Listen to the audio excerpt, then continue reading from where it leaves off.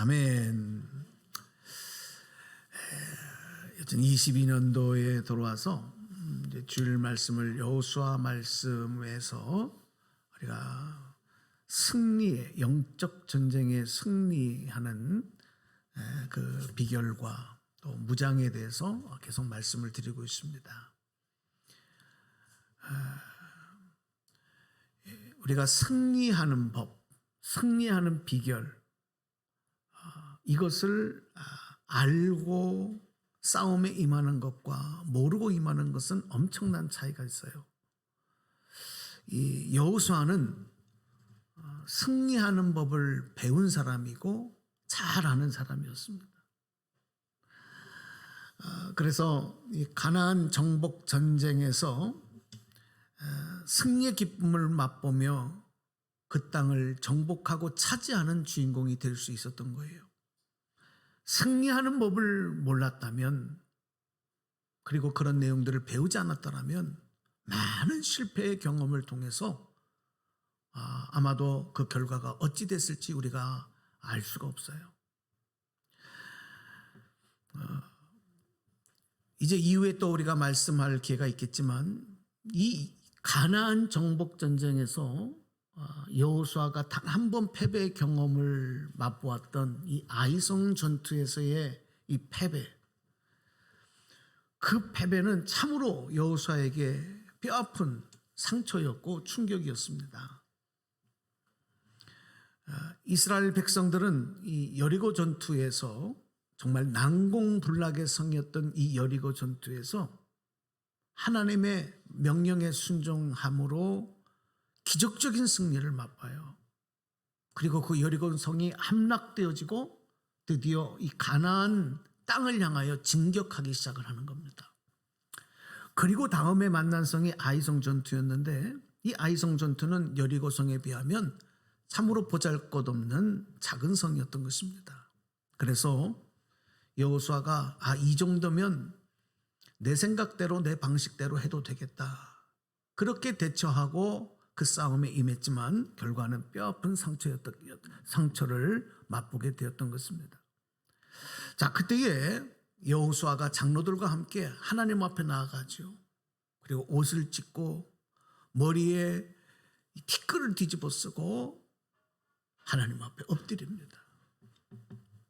그리고 죄인의 심정으로 하나님 앞에 기도하는 중에 왜 우리가 졌느냐, 왜 패배했느냐 하는 그 원인을 알게 되는 거예요. 아마 여러분 다 아시는 내용이지 않습니까? 이스라엘 백성 중에 아간이 여리고 전투에서 승리한 전행물을 하나님께 바쳐야 될 것을 자기가 도적질했어요. 몰래 숨겼어요. 그것이 바로 패배의 원인이었던 것이죠. 여호수아는 이 패배의 원인을 제거하고 다시 승리하는 법을 또다시 확인하는 그런 일들이 있었던 것입니다. 오늘은 이런 여리고 전투와 또 아이성 전투가 있기 이전에 이 여호수아가 이제 가나안 땅에 막 진격하려고 하는 바로 그 시점에서 일어나는 일들, 바로 그 상황에서 우리가 말씀을 좀 나누려고 해요.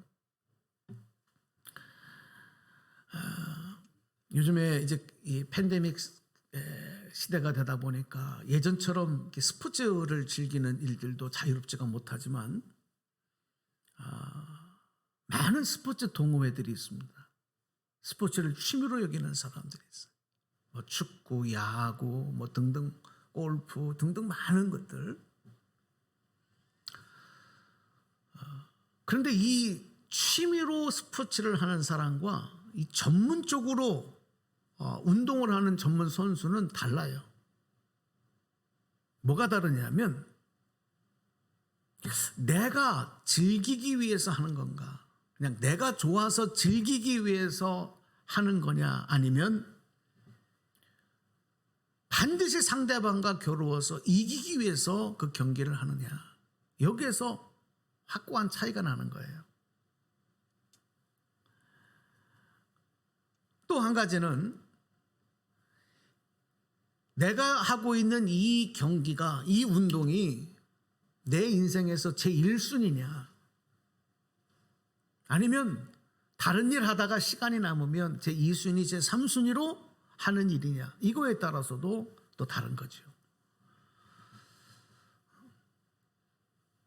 요즘에 TV 예능 프로그램을 보면 이 운동하는 경기들이, 그런 프로그램들이 참 많습니다.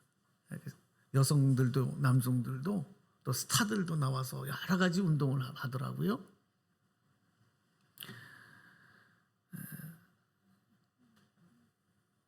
분명한 사실은요, 경기에서 평생 운동선수로서 이기는 법을 배우고 익힌 전문 선수들하고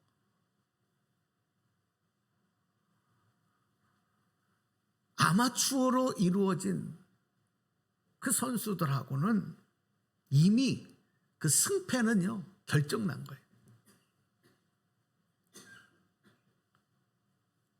아주 특별한 경우가 아니고서는 절대로 아마추어 팀이 프로팀을 이길 수가 없어요.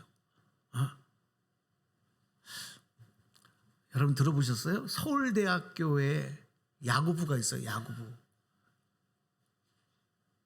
그 대학연맹 야구부에 정식으로 등록되어져 있는 야구부인데, 야구팀인데, 제가 이렇게 좀 찾아보니까 1977년에 창단이 된 거예요.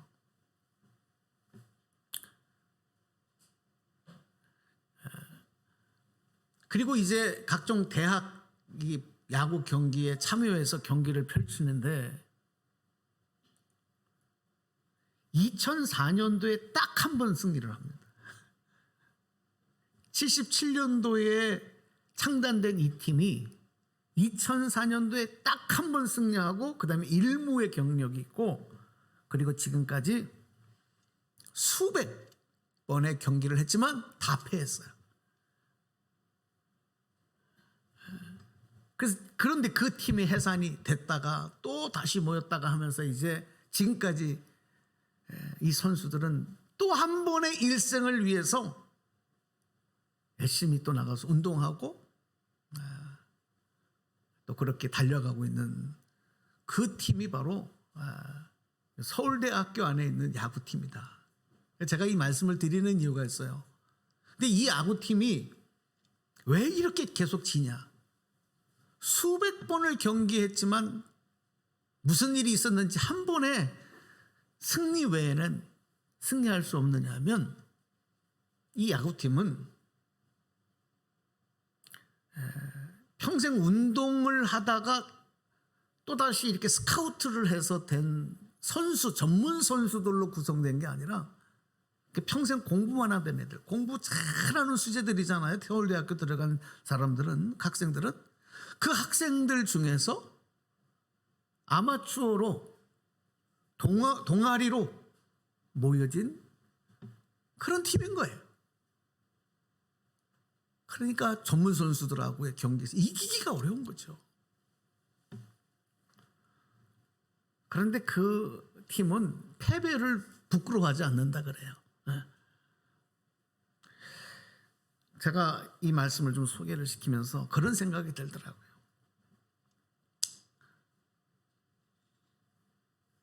신앙생활이 이 영적 싸움에서 승리하기 위해서는 취미생활이 돼서는 안 되겠다. 이건 전쟁이니까, 이건 싸움이니까. 취미생활은 놀면서 시간 나면 내가 좋으면 하고 하기 싫으면 안 해도 되는 거지만, 여러분 전쟁에서는 죽느냐 사느냐, 승과 패를 갈라야 되는 일에서는 이건 취미생활이 될 수가 없는 거예요.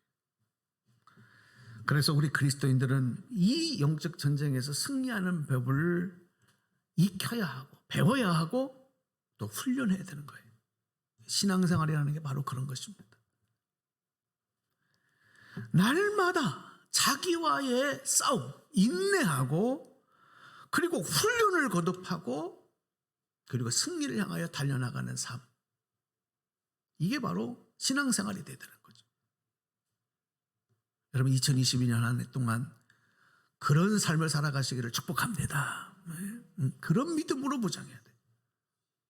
지금같이 영적 혼란기에 우리의 믿음과 교회를 무기력하게 만드는 여러 가지 방해 공작들이 많은 시대에는 더더욱 그렇게 해야 되는 거예요.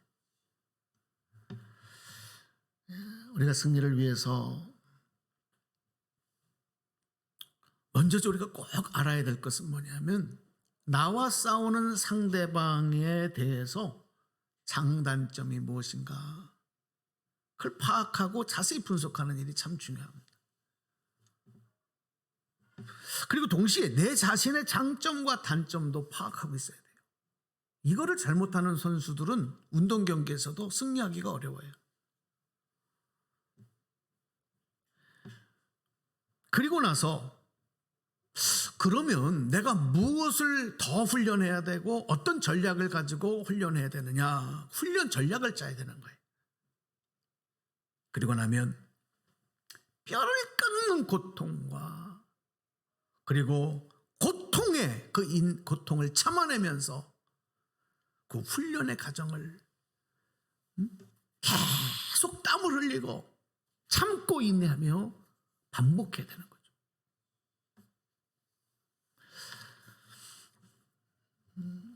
이 승리하는 법을 배우고 익혔던 여호수아는 하나님의 명령을 듣고 가나안 땅에 진입하기 전에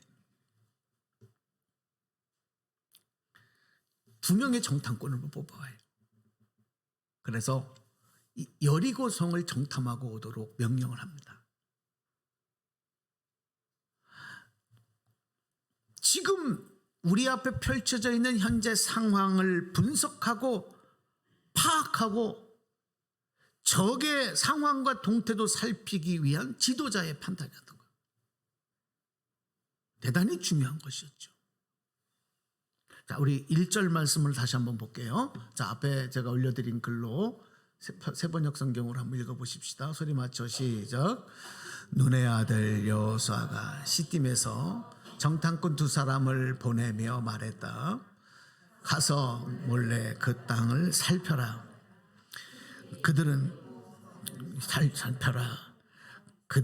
그곳을 떠나 2절 말씀 2절은 안 올라왔나요? 예. 그들은 시작. 그들은 그곳을 떠나 어느 창녀의 집에 들어가 거기에 묵었다. 그 집에는 이름이 라합이라고 하는 창녀가 살고 있었다. 아멘. 네, 이렇게 되어 있습니다. 자, 여러분 승리를 위해서 정말 중요한 게 뭐냐면 정보예요. 정보. 특히 요즘 같은 정보화 시대에서 이 정보가 얼마나 중요하다고 하는 것은 아마 사회생활 하시는 분들 또 사업하시는 분들 잘 알고 있습니다. 정보 싸움이죠. 돈을 벌기 위해서도 그렇고 또 좋은 사람과의 만남을 위해서도 그렇고 또 사업하는 분들 거래처와 이렇게 뭐 계약을 할 때라든지 미팅을 할 때도 상대방을 아는 것과 알지 못하는 건 엄청난 차이가 있죠. 요즘 이제 우리 선거 시즌이 되다 보니까 선거를 치를 때도요, 후보자들이 이 상대방에 대해서 철저하게 분석합니다. 그렇게 한 후보와 그렇지 못한 후보는 당락에 엄청난 영향력이 있는 거예요. 영적 싸움에 마찬가지예요. 정확한 상황 분석과 적에 대한 정보를 알고 믿음으로 대응하는 태도와 자세가 오늘 우리에게 요구되고 있다는 거죠. 병원에 가면 여러분 다 경험하셨을 거예요. 뭐 가족들이 병원에 이렇게 아파서 또 검사를 받고 뭐 수술을 또 앞에 놓고 있을 때 그 의사들이 그 환자 가족들에게 희망적인 말보다는 그 최악의 상황, 이런 일이 일어날 수 있습니다. 그 최악의 상황을 얘기해 줘요. 그러면 아직 가슴이 덜컹하고 내려앉는 거예요. 그리고 막 불안하죠. 정말 그렇게 되면 어떡하지? 다 경험하셨을 거예요. 근데 의사들이 그렇게 말하는 이유가 있어요. 그런 정보를 알려주는 이유가 있어요. 그 이유는 뭐냐면 이게 생명을 다루는 일이기 때문에 최악의 상황을 알리고 그렇게 되지 않도록 대비하고 그렇게 되지 않도록 치료의 과정들이 이루어진다라고 하는 것을 알려줘야 될 의무가 있기 때문에 그래요.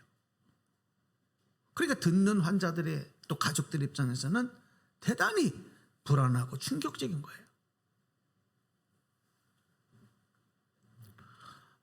가다 보면 이 경제 활동을 하는 분들 중에서도 보면 모든 일들에 대해서 그냥 잘 될 거야, 잘 되겠지, 뭐 그런 희망적인 마음 가지고 최선의 상황, 잘 될 거라고 하는 그런 기대만 가지고 막무가내로 일을 추진하는 분들도 있어요.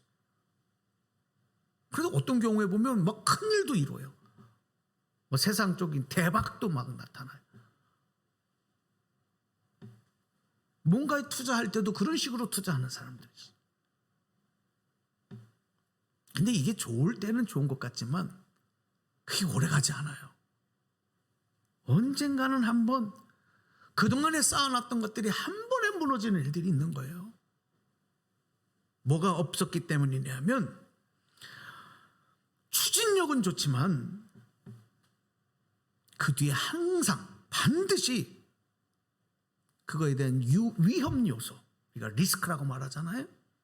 이것을 파악하고 철저히 분석하는 일이 동시에 일어나야 되는 거지, 이거를 하지 않고 그냥 앞만 보고 간다, 그러면 한 방에 맞는단 말이에요.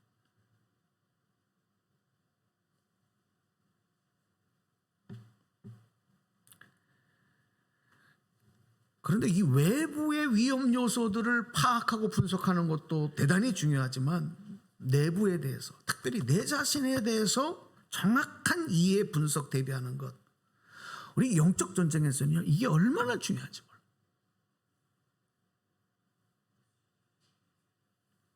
여호수아는 가나안 진입을 하기 전에 승리를 위해서 실전을 치르기 전에 철저히 준비를 했어요.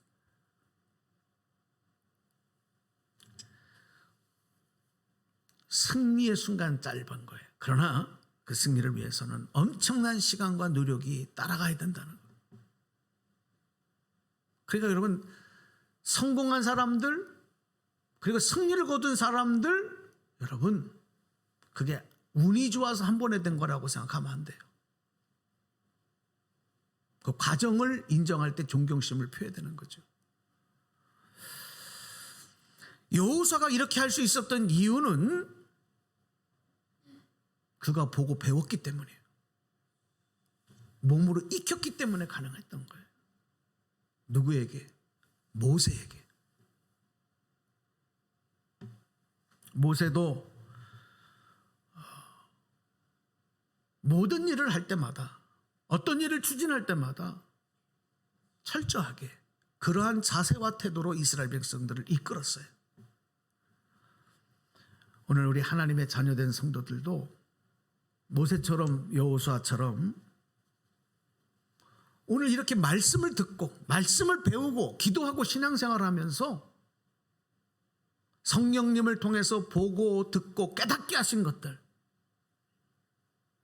이것을 우리가 매일매일 우리들의 삶 속에서 훈련하고 또다시 준비하고 점검하는 태도와 자세가 바로 하나님의 전신갑주를 입는 과정 가운데 하나라고 하는 것을 우리는 절대 잊어서는 안 됩니다. 준비하라는 거예요. 철저히 준비하라는 거예요. 여러분, 그런 은혜가 있기를 주님의 이름으로 축복합니다. 그리고 또 한 가지 꼭 기억하고 명심할 게 있어요. 그건 뭐냐면 하나님의 약속하신 승리의 약속 성취 과정에는 반드시 장애물이 있다는 거예요. 반드시 장애물이 있다. 사실 우리 하나님의 택함 받은 백성인 우리 성도들이 싸우는 영적 싸움은 이미 크게 보면 승리한 싸움이에요. 이미 결과가 승리로 약속된 싸움이에요. 믿으십니까? 네. 결국에 가서는 최고 승리를 얻어요. 그런데 그렇다고 그 싸움의 승리가 그냥 거저 오지는 않는다. 그 승리가 그 승리를 위해서 우리가 발로 땅을 밟고 땀을 흘리고 장애물을 극복하고 넘어가는 수고와 희생이 반드시 우리에게 있어야 된다는 것을 무시해서는 안 되는 거예요. 흔히 사람들은 형통의 축복에 대해서 장애물이 없는 뻥 뚫린 인생을 형통의 축복이라고 생각하는 경우가 있어요. 그건 오해입니다. 형통의 축복은 장애물이 없는 인생이 아니라 그 장애물을 뛰어넘고 극복하는 능력을 소유함으로 그 장애물을 극복하며 나갈 수 있는 인생, 그게 바로 형통의 축복인 줄로 믿습니다. 여러분, 그 축복받기를 주님의 이름으로 축원합니다. 네. 축구 선수들이 골을 넣기 위해서 이미 골대를 다 준비해놨어요. 그냥 거기다 넣기만 하면 돼. 또 볼도 다 준비해줬어요. 넣기만 하면 돼요. 그럼 이기는 거예요. 근데 여러분, 그 골 넣기가 쉽습니까?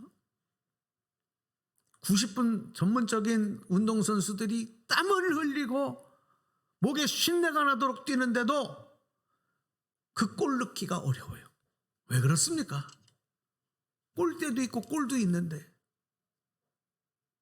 그걸 넣지 못하도록 막고 있는 골키퍼가 있고 수비들이 있고, 그러니까 어려운 거예요. 방해하는 거예요. 못하도록. 방해꾼이 없으면요, 유치원생도 넣어요. 골을 한 번도 안 차본 사람들도 다 넣을 수 있어요. 방해꾼들이 있기 때문에, 수비들이 있기 때문에 못 넣는 거예요.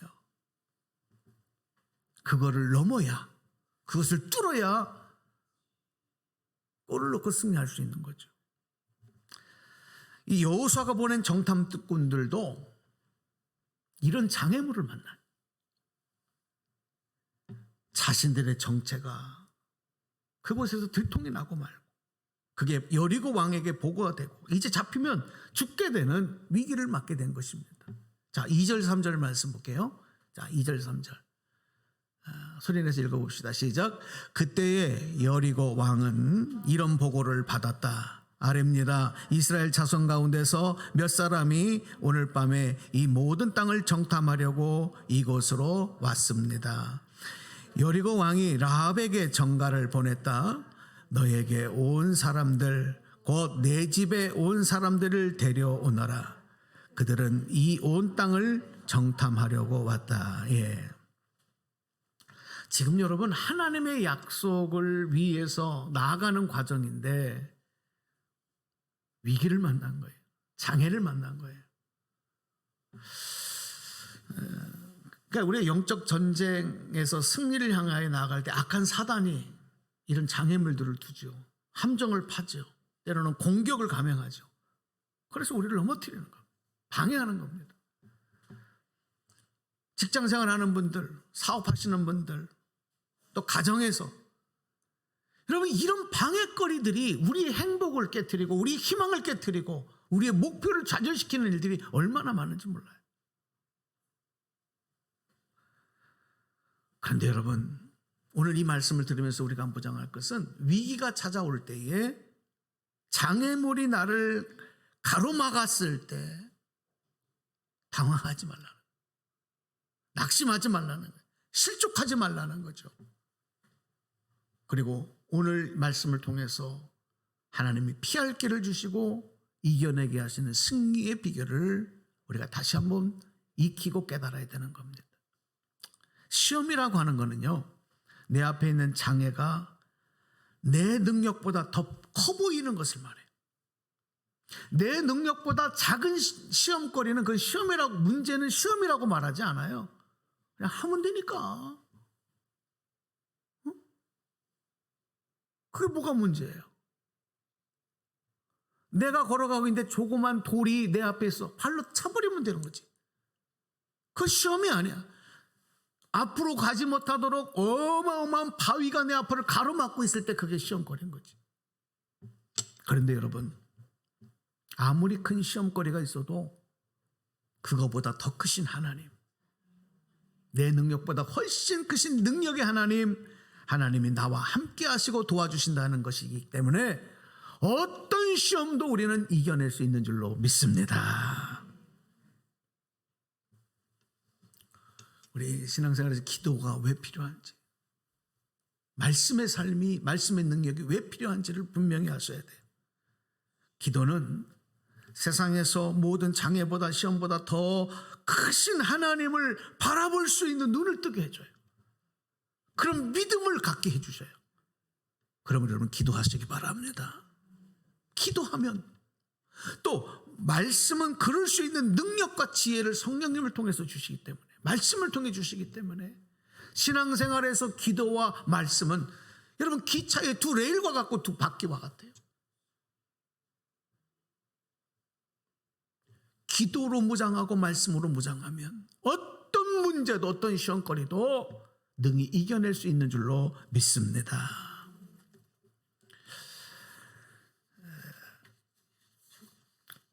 영적 전쟁은 나 혼자 하는 싸움이 아니에요. 내 힘을 과시하는 싸움이 아니에요. 하나님은 그래서 이 전쟁에서, 이 싸움에서 승리 주시기 위해서 언제나 우리에게 도울 자를 보내주셔요.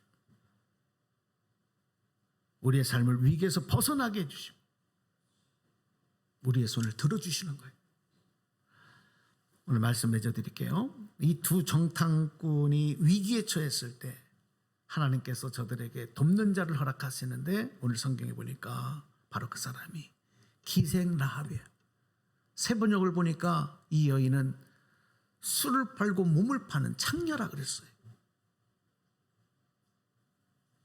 당시에 천대받던 여인이에요.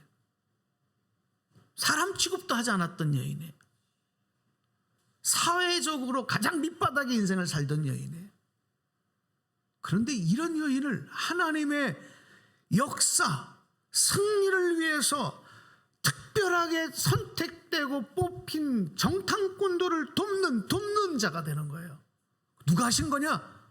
하나님이 하시는 거예요. 그러니까 나를 돕는 자, 피할 길을 주시는 것은 내 생각, 내 지혜가 아니라 전혀 생각하지 못했던 사람이, 전혀 생각하지 못했던 방법들이 나에게 피할 길을 주고 돕는 자의 역할을 하는 거예요. 그런 은혜를 경험하게 될 줄로 믿습니다. 하나님이 하시면 그게 되는 거예요. 여러분 꼭 기억하십시오. 언제나 어떤 순간에서나 하나님이 예비하신 라합이 있다는 것을 잊지 마십시오. 그러니까 문제 앞에서 당황하고 낙심하고 절망하지 말라는 거예요. 엘리야가 이세벨의 위협을 피해서 몸을 숨기고 그리 시냇가에 앉아서 머무는 동안에 그를 먹게 하고 마시게 할 것을, 먹을 떡을 물어다 가져다 주는 게 바로 뭐예요? 까마귀예요. 까마귀. 미물이 까마귀. 누가 까마귀가 그런 일을 할 줄 알겠습니까? 자, 그런데 우리는 라합을 의지하는 게 아니죠. 까마귀를 의지하는 게 아니죠. 그런 것들을 돕는 자로 예비하시고 보내주시고 함께 하시는 하나님의 손길, 할렐루야, 그걸 붙잡기를 바랍니다. 의지하시기 바랍니다. 지금도 하나님은 어려움을 처한 우리 사랑하는 성도들을 도우시고 예비하시는 능력의 손길로 우리를 붙잡고 계신 줄로 믿습니다. 어려움을 당한 한국 교회와 이 어려운 상황 형편 가운데도 하나님은 이 시대의 라합과 이 시대의 까마귀를 통해서 역사하시는 거예요. 그래서 여러분 절망 가운데도 다시 기도와 말씀으로 무장하셔서 능히 승리를 향하여 달려가시는 역사 있기를 주님의 이름으로 간절히 축복합니다. 축원합니다. 기도하시겠습니다.